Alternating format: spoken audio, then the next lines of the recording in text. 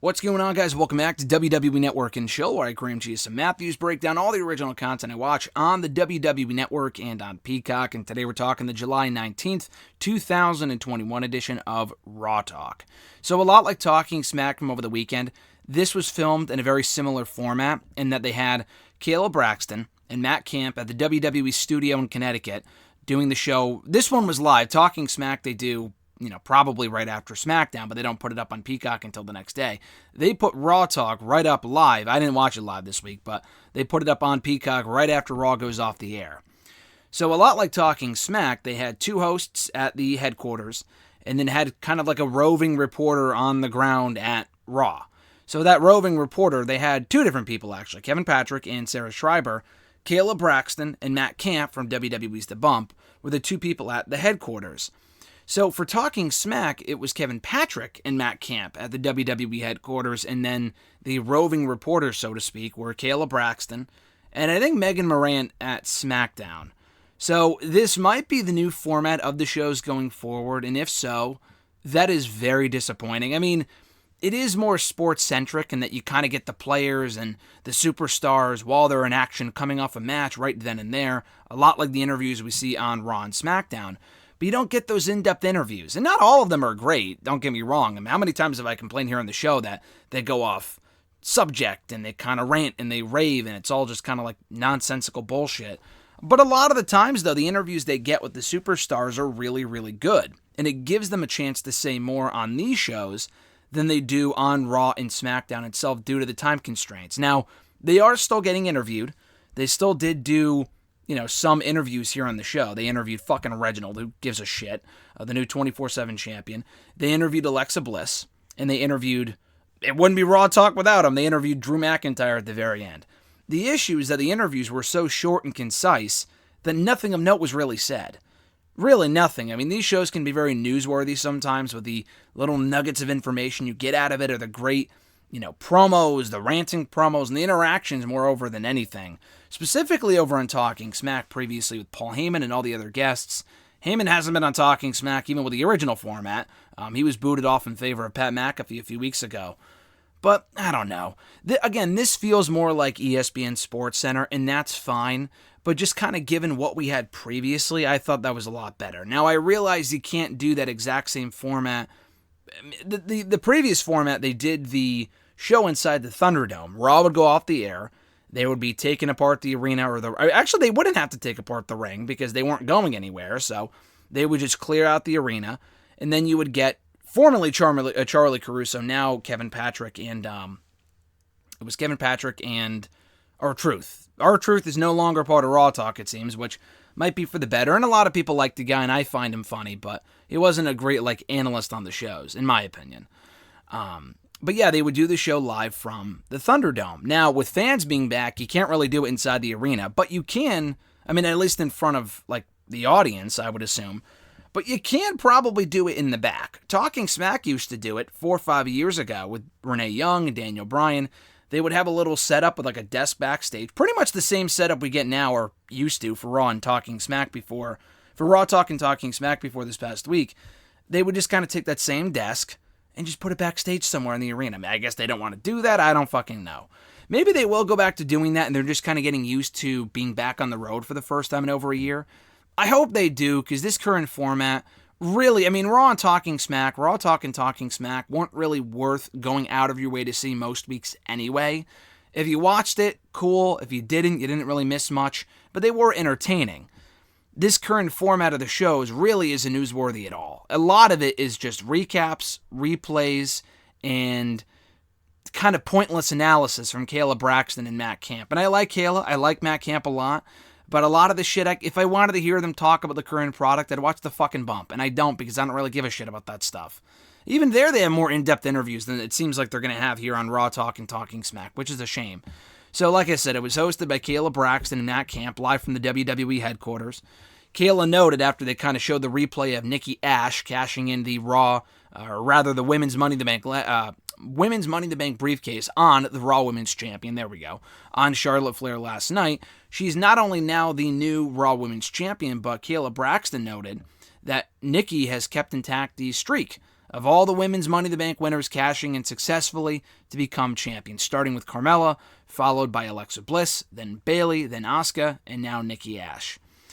They talk about John Cena's promo to start the show. They talk about Bobby Lashley's open challenge on Raw being answered by Keith Lee, only to be confronted by Goldberg. Kayla calls Lashley versus Goldberg a dream match. And honestly, they say this hyperbole shit a lot. With like, oh, it's a dream match. And 9 times out of 10, it's not.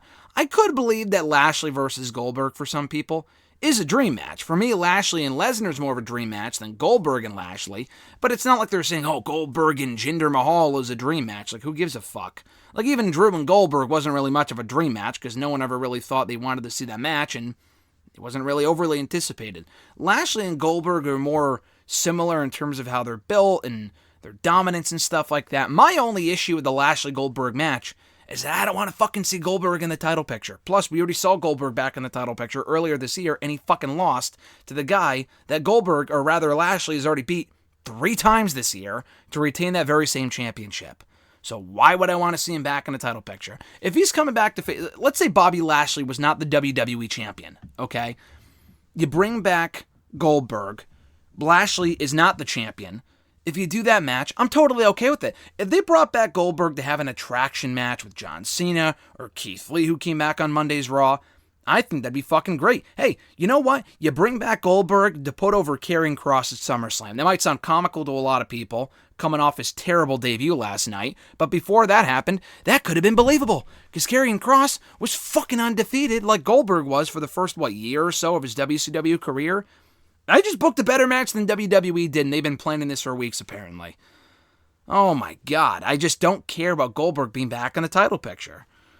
But anyway, they talk about how maybe this return from Goldberg, even more than other opponents for Lashley, will bring out a different side of Bobby Lashley. I reckon we already kind of saw that side of Lashley on Sunday at Money in the Bank, but whatever.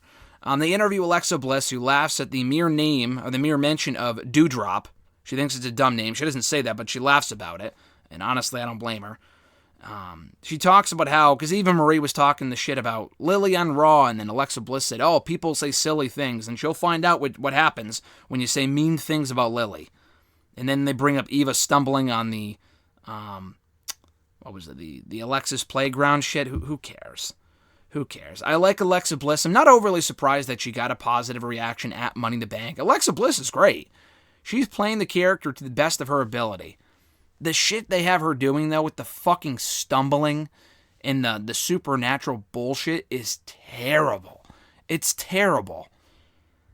I mean, again, I like a lot. I even like Eva Marie's role on Raw right now with the former Piper Niven and all this other shit.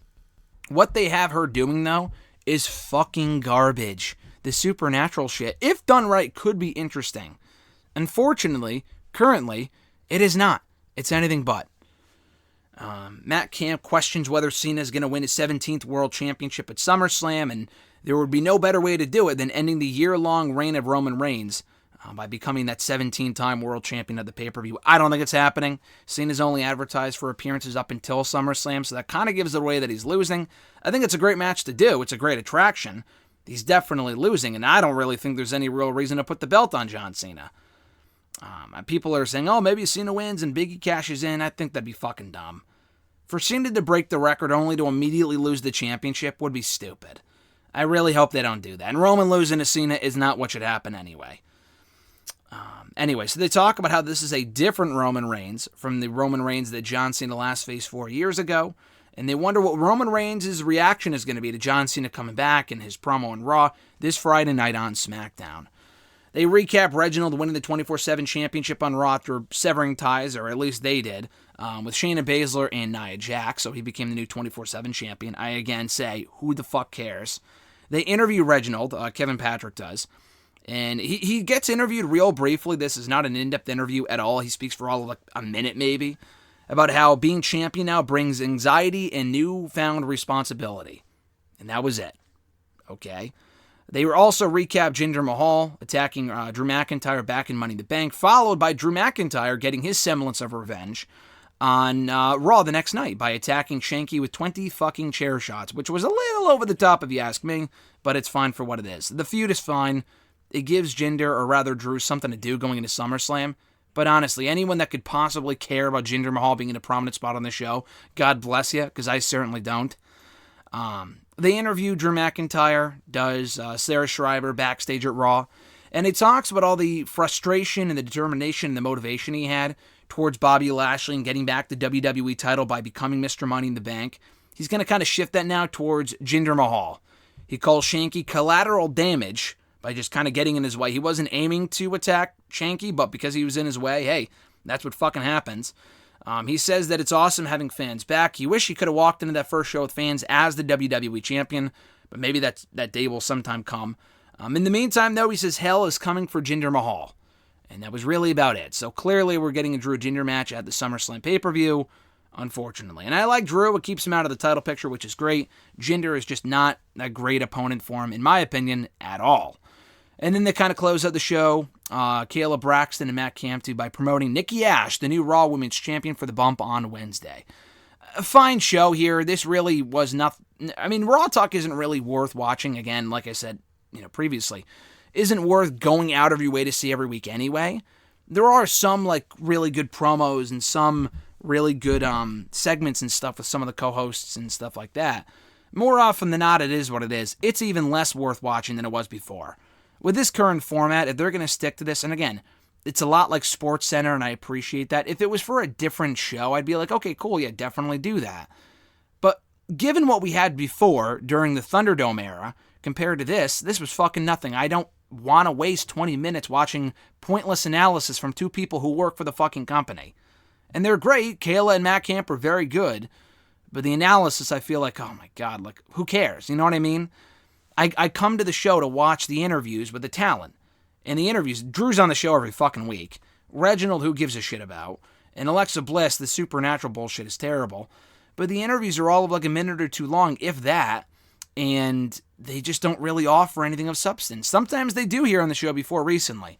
Now they definitely don't. Maybe they'll improve the format going forward. Maybe they'll go back to the way that it was by doing the studio, not in front of the fans, obviously, but backstage somewhere. I feel like that would be a lot better. Just because this current format of the show between Raw Talk and Talking Smack from a few days ago, it's just kind of there. It's not good. It's not that it's bad. It's just nothing exciting, and I don't know. I guess it makes it more realistic, and it is I appreciate them changing it up, but if it ain't broke, don't fix it. And I just wish the whole appeal of these shows were those promos. And I really wish they would just go back to that, because that was what made me not look forward to Raw Talk, but it was more bearable than some of the stuff we would see on Raw, because we would get to hear from the talent a little bit more than we usually would. Now we don't really get to have that, and now we get the same length of promos that we would on Raw. So in that case, what difference does it really make? Thank you guys for checking out my Raw Talk review for July 19th, 2021. I appreciate it. Be sure to like this video, drop a comment, share the video, and subscribe to the channel for more daily content. Hit the bell button as well to be notified every time a new video goes up. And stay tuned for another exclusive interview coming up on Friday right here in the channel, in audio form and on Bleacher Report in article form. Official announcement coming soon to the social medias. Have an awesome week, guys. I'm Graham G.S. Matthews, and I'll catch your ass down the road.